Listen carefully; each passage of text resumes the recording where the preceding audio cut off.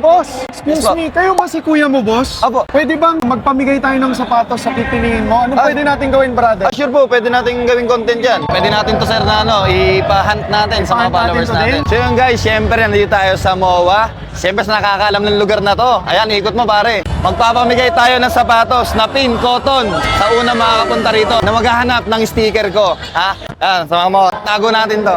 Pare, dito natin lalagay, pare. Ayan, ha. Tanggalin mo! Tanggalin mo! Baka may makukuha pa na iba! Ala, di ba tanggal? Ako, tanggalin mo kayo, baka maunahan ka ng iba! Ayun na! Kuya, taga saan ka, kuya?